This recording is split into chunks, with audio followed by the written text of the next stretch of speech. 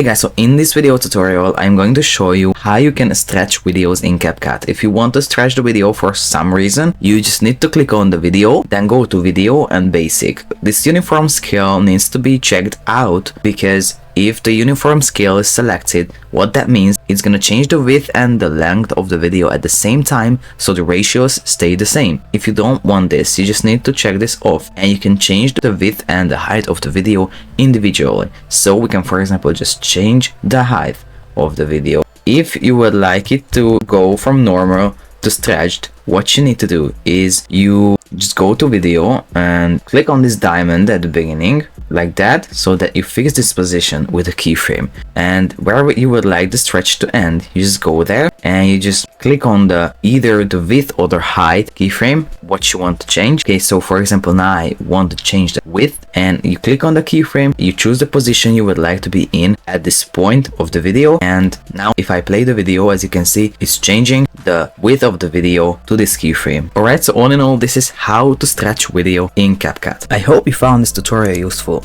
If you want to get access to all premium CapCut features, you can try out CapCut Pro for 7 days for free by clicking the link in the description below. Also, check out our CapCut video editing for beginners ebook that you can also download for free. And last but not least, have a look at our other video editing tutorials, resources and deals in the video description as well.